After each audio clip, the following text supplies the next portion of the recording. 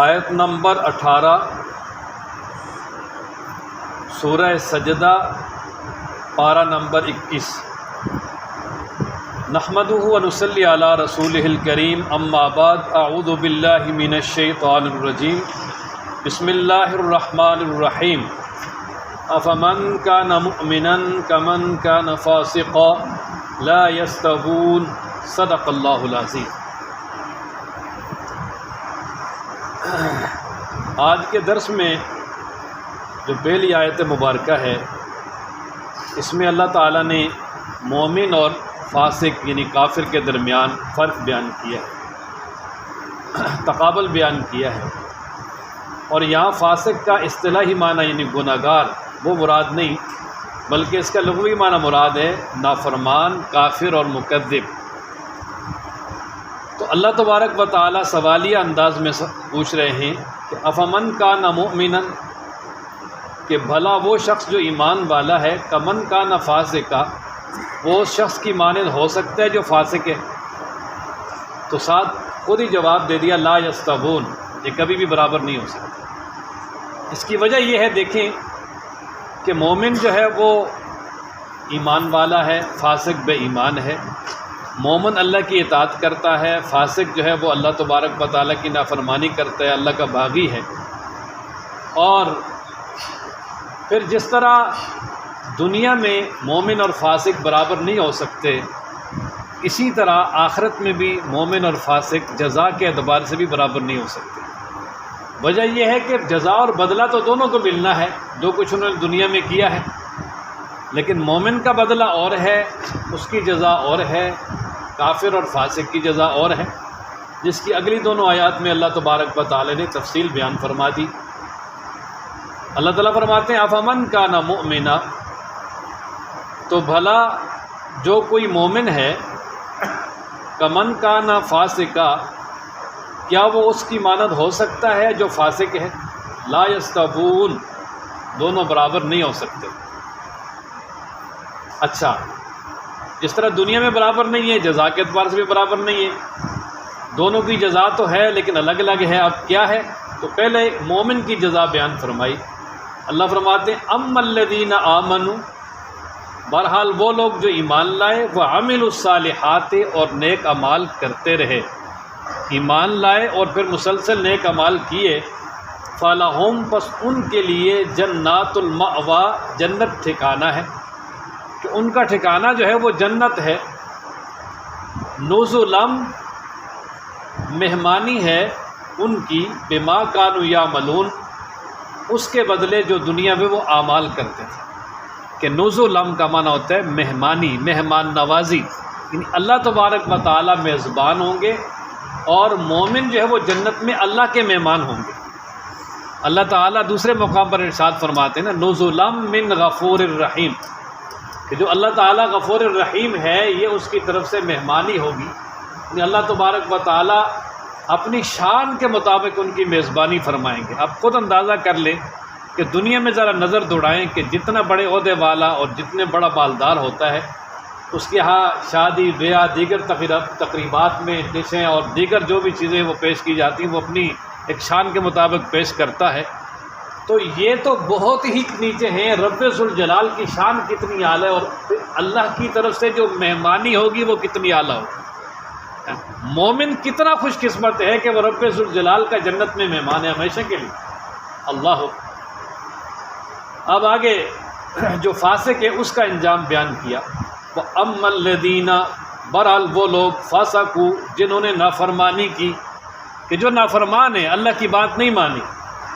فَمَأْوَاهُمُ النَّارُ، ان کا ٹھکانہ جہنم ہے، كُلَّمَا أَرَادُوا، جب بھی وہ ارادہ کریں گے،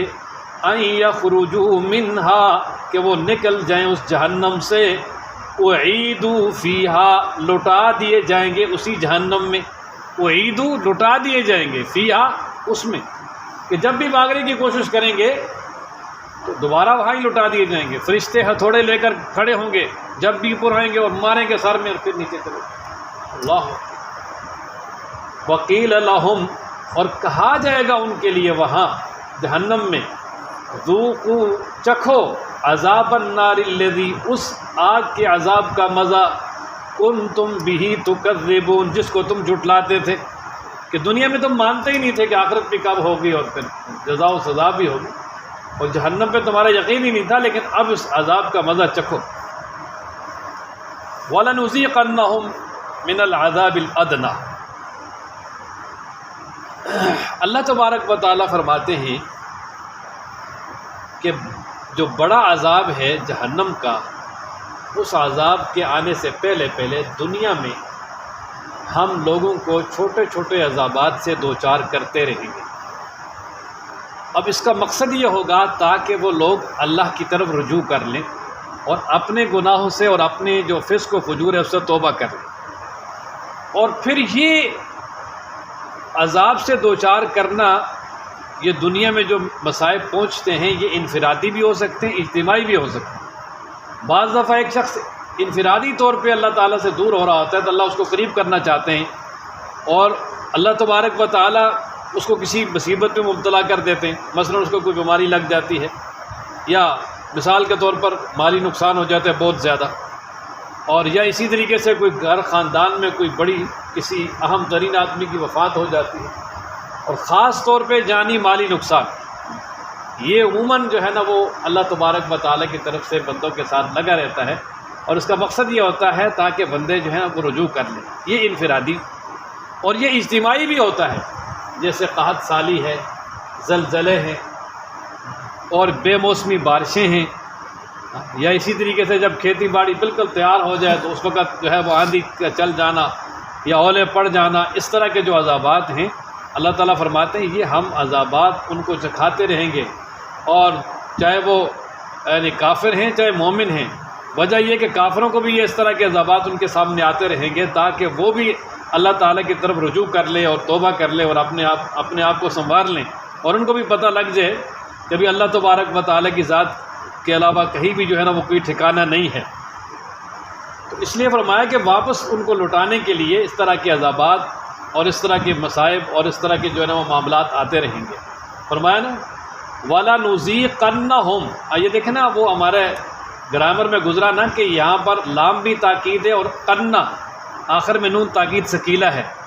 تو اس میں تاکید یعنی زوردار معنی ہو جاتا ہے۔ وَلَنُذِيقَنَّ، ہم ضرور بضرور چکھائیں گے، ہم ان کو، ہم ضرور بضرور چکھائیں گے ان کو، من العذاب الادنیٰ، دنیا کا عذاب یعنی چھوٹا عذاب، من العذاب الادنیٰ چھوٹے عذاب میں سے، دون العذاب الاکبر بڑے عذاب سے پہلے پہلے، لعلہم یرجعون تاکہ وہ لوٹ آئیں۔ وَلَنُذِيقَنَّهُمْ، ہم لازماً ضرور بضرور چکھائیں گے انہیں، من العذاب الادنیٰ یعنی دنیا کے جو چھوٹے عذابات ہیں ان کا مزہ بڑے عذاب کے آنے سے پہلے پہلے، لعلہم یرجعون تاکہ وہ لوٹ آئیں، تاکہ، اور اگر کسی انسان پہ کوئی تکلیف آتی ہے نا اور وہ تکلیف اس کے دین کی طرف رجحان کا ذریعہ بن جاتی ہے تو وہ سمجھ لیں کہ اللہ کی طرف سے اللہ اس سے راضی ہو گیا۔ لیکن اگر کسی پہ کوئی تکلیف پریشانی آئی ہے، چاہے اجتماعی ہے چاہے وہ انفرادی ہے، اس کے بعد وہ زیادہ ہی نافرمانیوں میں لگ گیا ہے، تو اب سمجھ لیں کہ اللہ تعالیٰ اس شخص سے زیادہ ہی ناراض ہے۔ وَمَنْ أَظْلَمُ، اب آگے اللہ تبارک و تعالیٰ فرماتے ہیں کہ اس شخص سے بڑا ظالم کون ہے، اور یہ استفہام انکاری ہے، مطلب یہ کہ اس شخص سے بڑا ظالم کوئی بھی نہیں، بڑا ظالم ہے وہ، یعنی بڑے ظالم جن کا تذکرہ قرآن و مجید میں ہے وہ ان میں سے ہے، وہ ہے کہ جس کو اللہ تعالیٰ کی آیات پڑھ کے سنائی جائیں، قرآن پڑھ کے اس کو نصیحت کی جائے بالکل واضح الفاظ میں کہ یار یہ بات مان لے، اور یہ قرآن میں لکھا ہوا ہے، دیکھو یہ قرآن و مجید میں بالکل واضح ہے، یعنی اس کے سامنے کھول کے اللہ کا قرآن بیان کیا جائے، لیکن پھر بھی وہ اس قرآن سے جو ہے وہ اعراض کر لے، منہ موڑ لے، اور اس کا حکم ماننے کے لیے بالکل بھی تیار نہ ہو، جس طرح کے کفار کرتے تھے۔ اور اب تو بہت سارے جو ہے نا وہ یعنی اپنے آپ کو مسلمان کہلانے والے بھی قرآن و مجید کے جو احکامات ہیں ان کا صراحتاً انکار کر دیتے، خاص طور پہ یعنی آج کل جو ایسا طبقہ ہے کہ جس کے جو اپنے آپ کو بالکل لیبرل کہلوانا پسند کرتا ہے، ان کے سامنے تو قرآن و مجید کی سزاؤں کا یا اس طرح کی چیزوں کا ذکر ہوتا ہے، وہ کہتے ہیں یہ تو اس پرانے دور کے اعتبار سے تھے، اب تو ہے ہی نہیں، قرآن و مجید قیامت تک ہے، یار قرآن و مجید جو ہے نا قیامت تک۔ اللہ ہاں تو اللہ فرماتے ہیں وہ سب سے بڑے ظالم ہیں، اور فرمایا وہ مجرم ہیں، اور قیامت والے دن ہم مجرموں سے انتقام لیں گے۔ ومن اظلم، کون بڑا ظالم ہو سکتا ہے، ممن، اس سے، ذکر، جس کو نصیحت کی گئی، بآیات ربہ، اس کے رب کی آیات کے ساتھ، ثم اعرض عنہا، پھر اس نے منہ موڑ لیا ان سے، کہ اس کو نصیحت کی گئی لیکن اس سے منہ موڑ لیا، بالکل اس طرف توجہ ہی نہیں کی۔ انا من المجرمین، بے شک ہم مجرموں سے، منتقمون، انتقام لینے والے ہیں۔ اللہ فرماتے ہیں ہم ایسے مجرموں سے بڑا سخت انتقام لیں گے۔ وَلَقَدْ آتَيْنَا مُوسَى الْكِتَابَ فَلَا تَكُنْ فِي مِرْيَةٍ۔ اچھا، اس میں نبی پاک صلی اللہ تعالیٰ علیہ وآلہ وسلم کے لیے تسلی ہے کہ موسیٰ علیہ السلام جو آپ سے پہلے گزرے ہیں، اللہ فرماتے ہیں ہم نے ان کو بھی کتاب دی تھی، تورات، اور اس لیے کہ وہ اللہ کے نبی تھے، اور پھر یہ جو قرآن مجید ہے یہ ہم نے آپ کو عطا کیا کیونکہ آپ بھی ہمارے نبی اور رسول ہیں۔ اور پھر آگے فرمایا کہ فلا تکن فی مریۃ من لقائہ،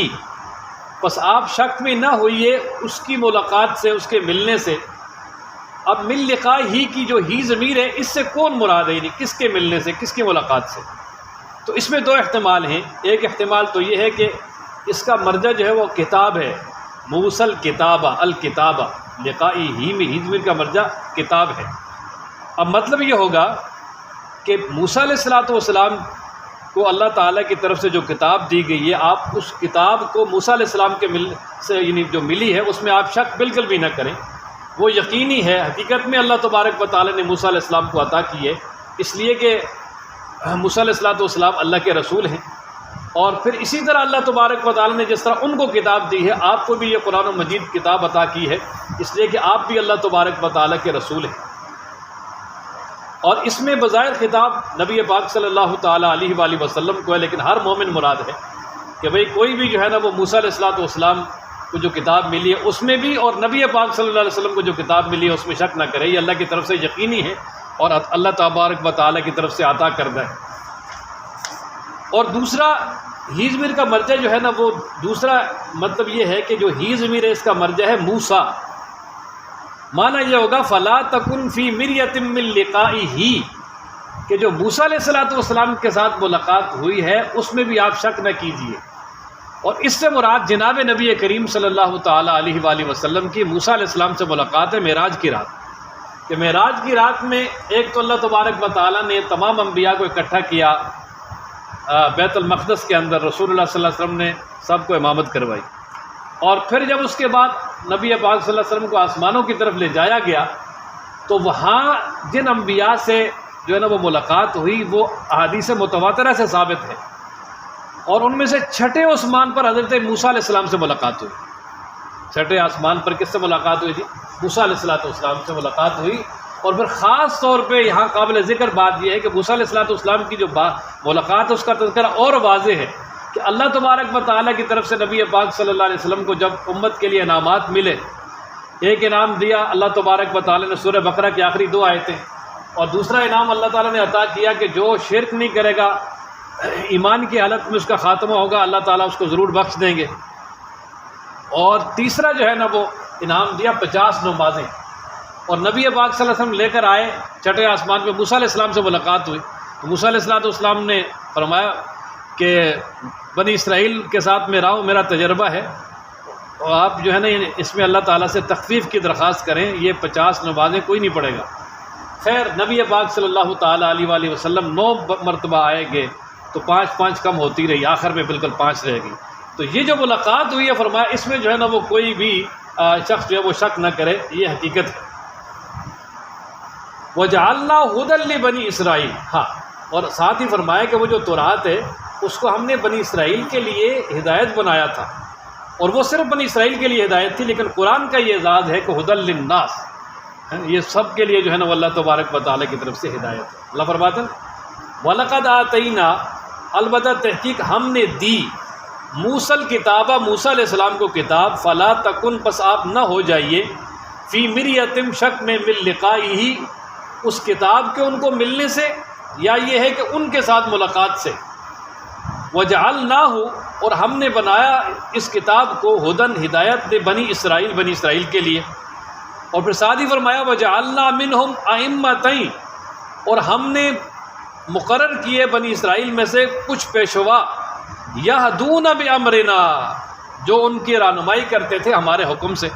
اور اس سے مراد بنی اسرائیل کے انبیاء بھی ہیں کہ اللہ تبارک و تعالیٰ نے ہزاروں انبیاء بنی اسرائیل کی طرف بھیجے، اور جو کہ تورات ہی کی جو آگے ترویج کے لیے آئے اور تورات ہی کے جو احکامات لوگوں کو سناتے رہے. اور یہ جو 3 بڑی کتابیں ہیں تینوں بنی اسرائیل کو ملی ہیں، تورات، زبور اور انجیل. انجیل بنی اسرائیل کی آخری کتاب ہے، اور یہ جو زبور اور انجیل ہے یہ بھی ذیلی ہیں کتابیں ہیں یعنی تورات کی. اصل بنی اسرائیل کی بڑی کتاب جو ہے وہ تورات ہی ہے. پھر اللہ تبارک و تعالیٰ نے بہت سارے انبیاء بھی مقرر کیے. پھر اسی طرح جو ان میں سے بڑے بڑے علماء تھے ان کو بھی اللہ تبارک و تعالیٰ نے مقرر کیا، ان کی بھی ڈیوٹی لگائی کہ تم نے جو ہے وہ تورات کی تعلیمات کو عام کرنا ہے. فرمایا لما صبروا جب انہوں نے صبر کیا. اس صبر سے مراد یہ ہے کہ جب انہوں نے اللہ کے احکامات پہ عمل کیا اور پورے احکامات کو مانا اور اللہ کی نافرمانیوں سے اپنے آپ کو بچایا اور مصائب پہ صبر کیا. وَكَانُوا بِآيَاتِنَا يُوقِنُونَ اور وہ ہماری آیات پر یقین رکھنے والے تھے کہ جن کو ہم نے پیشوا مقرر کیا. اللہ تعالیٰ نے ان کی 2 صفتیں بیان فرمائی. ایک تو یہ کہ وہ بڑے صابر تھے، اللہ کے لیے انہوں نے ہر تکلیف کو برداشت کیا، اور دوسرا یہ ہے کہ فرمایا وہ ہماری آیات پر یقین رکھنے والے تھے. إِنَّ رَبَّكَ هُوَ يَفْصِلُ بَيْنَهُمْ. اب آگے اللہ تبارک و تعالیٰ یہ بیان فرما رہے ہیں کہ قیامت والے دن مومنین اور منکرین کے درمیان اللہ تبارک و تعالیٰ فیصلہ کریں گے ان کاموں میں جن میں وہ اختلاف کرتے ہیں. مطلب آج ہر ایک کا دعویٰ ہے نا جی میں حق پر ہوں. کافر کہتے ہیں ہم حق پر ہیں اس لیے ہمارے پاس دولت بھی ہے، مال بھی ہے، سب کچھ. ہر ایک کا دعویٰ یہی ہے. لیکن اللہ تبارک و تعالیٰ قیامت والے دن پھر فیصلہ فرمائیں گے. لیکن قیامت والے دن جو فیصلہ ہوگا وہ یہ ہے کہ اللہ تبارک و تعالیٰ وہاں بالکل واضح کر دیں گے کہ جو اللہ کے نافرمان ہیں وہ کون ہیں، فرما بردار ہیں وہ کون ہیں. اور اسی طرح بنی اسرائیل نے جن کاموں میں اختلاف کیا اور دین کو بگاڑا، اللہ تبارک و تعالیٰ ان کے درمیان بھی جو اصل حالت میں دین تھا اس کے مطابق فیصلہ کریں گے کہ کون اس پہ رہا اور کون اس سے بھاگ گیا. ان ربک بے شک تیرا رب ہوا وہ یفصل فیصلہ کرے گا بینہم ان کے درمیان یوم القیامت قیامت والے دن فیما ان کاموں میں کانوا فیہ یختلفون جن میں وہ اختلاف کرتے تھے. اولم یہد لہم اللہ تبارک و تعالیٰ نے جو مشرکین ہیں ان کے لیے یہاں ایک دنیاوی اعتبار سے تنبیہ نازل فرمائی اور ان کو متنبہ کیا کہ اللہ تبارک و تعالیٰ فرما رہے ہیں کہ کیا ان کو یہ رہنمائی نہیں ملی، ان کو پتہ نہیں ہے کہ ان سے پہلے کتنی امتیں ہم نے ہلاک کی ہیں ان کے نافرمانیوں کی وجہ سے. اور فرمایا یمشون فی مساکنہم یہ اب ان کے ٹھکانوں پہ چلتے پھرتے ہیں. جیسے خاص طور پہ قوم سمود جو ہے ان کا ٹھکانہ تو بالکل یہ تبوک کے راستے میں جو حجر ہے سعودی عرب کا علاقہ وہاں تھا. اور اسی طرح یہ جو قوم عاد تھی اس کا ٹھکانہ بھی نجران یہ یمن کا علاقہ. اور پھر اسی طریقے سے جو خاص طور پہ جو قوم لوط تھا اس کا ٹھکانہ یہ ڈیڈ سی یہ فلسطین اور اسی طرح اسرائیل کے ساتھ جو علاقہ یہ تھا. اور یہ جو عرب والے نہیں مکہ والے تھے یہ عموماً وہاں سے گزرتے تھے کہ جب یمن کی طرف تجارت کے لیے جاتے تھے پھر بھی گزرنا ہوتا تھا، پھر جب شام کی طرف جاتے تھے پھر بھی گزرتے تھے. ان کے ٹھکانوں اور کھنڈرات کو دیکھتے تھے تو اللہ فرماتے ہیں کیا ان کو دیکھ کر یہ ہدایت نہیں حاصل کر رہے، کیا عبرت نہیں حاصل کر رہے کہ انہوں نے نافرمانی کی تو اللہ نے ان کو ہلاک کیا. اگر ہم بھی کریں گے تو ہم ہلاک ہو جائیں گے. یہ کیوں نہیں اس سے جو ہے نا وہ اپنے آپ کے لیے نصیحت حاصل کرتے ہیں. ان کو نصیحت حاصل کرنی چاہیے لیکن اگر نہیں کریں گے تو ان کی طرح ہی ہلاک ہوں گے. فرمایا نا اولم یاد لہم کیا انہیں ہدایت نہیں ہوئی اس بات کی کہ کم اہلکنا کہ کتنی ہلاک کیے ہم نے من قبل ان سے پہلے من القرون امتیں کہ کتنی ہی ہلاک کی ہم نے ان سے پہلے امتیں. یمشونا یہ لوگ چلتے پھرتے ہیں فی مساکنہم ان کے ٹھکانوں میں. ان فی ذالک بے شک اس میں لآیات البتہ نشانیاں ہیں، عبرت کی نشانیاں ہیں. افلا یسمعون پس یہ کیوں نہیں سنتے، ان کو سننا چاہیے اور اس پہ کان رکھنے چاہیے. اولم یرو اب اس آیت میں اللہ تبارک و تعالی نے اپنی قدرت کاملہ اور حشر و نشر پر ایک دلیل بیان فرما دی. اللہ فرماتے ہیں کیا یہ لوگ دیکھتے نہیں ہیں کہ ہم بارش برساتے ہیں اور پھر اس پانی کو بارش کے پانی کو کھالوں کے ذریعے، نہروں کے ذریعے، نالیوں کے ذریعے خشک اور بنجر زمین کی طرف لے جاتے ہیں اور پھر وہ بنجر زمین جب اس سے سیراب ہو جاتی ہے یا اس بارش سے ہی جب سیراب ہو جاتی ہے تو اللہ فرماتے ہیں پھر ہم اس بنجر زمین کو آباد کر دیتے ہیں، اور اس بنجر زمین کے آباد ہونے کے بعد اس زمین سے کھیتی اگتی ہے، جس سے فرمایا یہ لوگ اپنے جانوروں کو بھی کھلاتے ہیں چارہ، وَأَنفُسُهُمْ اور خود بھی کھاتے ہیں، یعنی غلہ وغیرہ خود کھا لیتے ہیں، اور چارہ اور دیگر چیزیں جو ہے وہ اپنے جانوروں کو کھلاتے ہیں۔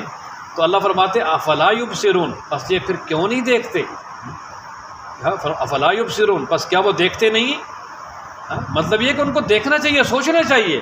کہ جو رب ذوالجلال بنجر زمین پہ بارش برسا کے اس کو دوبارہ آباد کر سکتا ہے، وہ قیامت میں انسانوں کو بھی دوبارہ اٹھا سکتا ہے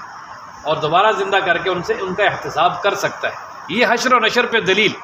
فرمایا، اس کو کہتے ہیں دلیل عقلی، کیونکہ عقل کے ساتھ یعنی انسان ذرا سوچے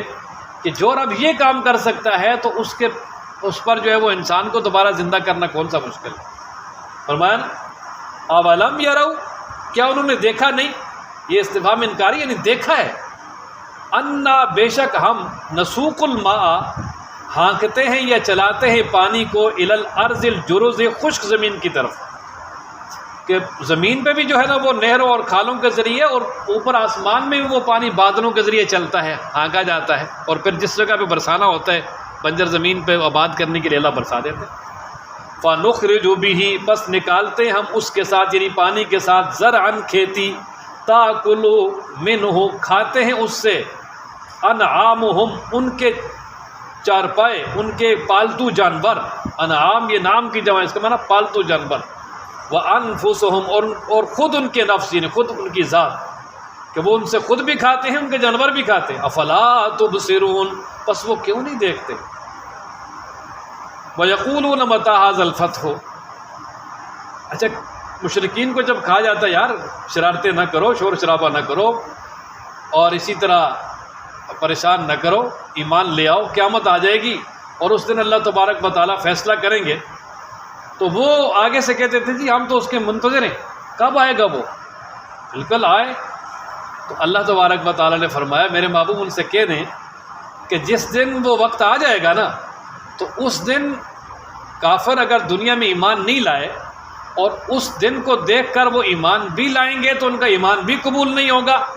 وَلَا هُمْ يُنظَرُونَ اور ان کو مہلت بھی نہیں ملے گا۔ یہ نہیں کہ بھائی دوبارہ آنے کی مہلت مل جائے، اپنے آپ کو سنوار لیں، وہ ضمنی امتحان ہو جائے۔ فرمایا نہیں، ایسا نہیں ہے، ان کو کوئی ضمنی امتحان نہیں ہوگا، پھر کسی بھی قسم کا جو فعل ہو گیا فعل ہے، ہمیشہ کے لیے فعل ہے، ہمیشہ کے لیے جہنم کی طرف چلا جائے گا، اس کو آگے دوبارہ سنوارنے کے لیے سنورنے کے لیے وقت نہیں ملے گا۔ وَيَقُولُونَ اور وہ کہتے ہیں متى کب ہے هَٰذَا الْفَتْحُ یہ فیصلے کا دن، یعنی یہ فیصلہ، ان کنتم صادقین اگر تم سچے ہو، کہ تم کہتے ہو کہ مومن و کافروں کے درمیان فیصلہ ہو جائے گا قیامت والے دن، تو کب ہے؟ قل کہہ دیجئے یوم الفتح فیصلے کا دن وہ ہے کہ لا ينفع الذین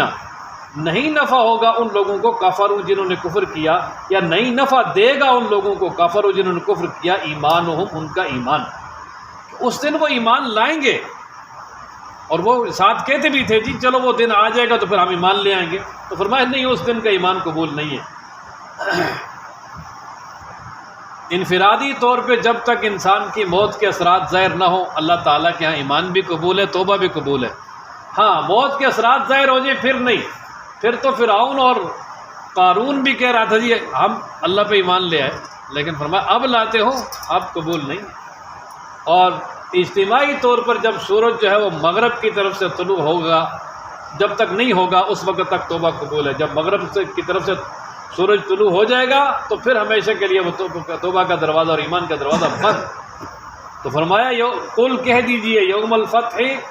یعنی اس فیصلے کے دن لا ينفع الذین کفروا ایمانہم نہیں نفع دے گا ان لوگوں کو جنہوں نے کفر کیا ان کا ایمان لانا، ولا هم ينظرون نہ ان کو مہلت دی جائے گی۔ فاعرض عنہم آخر میں اللہ تبارک و تعالیٰ نے فرمایا کہ اگر یہ کفار اتنے سمجھانے کے باوجود بھی پھر بھی استہزاء اور مذاق کرتے ہیں تو فرمایا آپ جو ہے وہ ان سے منہ پھیر لیں، آپ بس ان کی طرف توجہ نہ کریں۔ وانتظر آپ انتظار کریں کس بات کا؟ اللہ تعالیٰ کی طرف سے اب آپ کے ساتھ وعدے وعدہ ہے کہ اللہ آپ کی نصرت کریں گے، مدد کریں گے، اللہ آپ کو فتح دیں گے، آپ اس کا انتظار کریں اور وہ انشاءاللہ آپ کو مل جائے گی۔ اور پھر ایسے ہی ہوا کہ اللہ تعالیٰ مدینہ لے کر آئے، مدینہ منورہ میں فتوحات کا سلسلہ شروع ہوا، اور سن 8 ہجری میں مرکز مکہ بھی فتح ہو گیا، اور انہیں 11 سالوں میں یہ آپ یوں سمجھ لیں کہ 11 لاکھ مربع میل یہ جزیرۃ العرب جو ہے اس میں اسلام پھیل گیا تھا، اور یہ سارا علاقہ نبی پاک صلی اللہ علیہ وسلم کی مبارک زندگی میں جو ہے نا وہ یہاں پر اسلام پھیل گیا تھا۔ آپ یعنی اندازہ کر لیں کہ اللہ تعالیٰ نے اتنا جلدی جو ہے فتوحات عطا فرمائی، اور فرمایا انہم منتظرون، وہ بھی انتظار کرنے والے ہیں اپنی ہلاکت کا، تباہی کا، بربادی کا، اور اپنی ساری شان و شوکت کے مٹ جانے کا۔ اور ایسا ہی ہوا۔ فَأَعْرِضْ عَنْهُمْ، پس آپ ان سے اعراض کیجئے، وَانتظر، اور انتظار کیجئے، انہم، بے شک وہ، منتظرون، انتظار کرنے والے ہیں۔ آپ اپنی فتوحات کا اور ان کی ہلاکت کا انتظار کریں، اور وہ جو ہے اپنی تباہی اور بربادی کا اور مسلمانوں کی عزت کا انتظار کریں۔ اللہ تعالی ہم سب کو قرآن پڑھنے، سمجھنے، عمل کرنے کی توفیق عطا فرمائے۔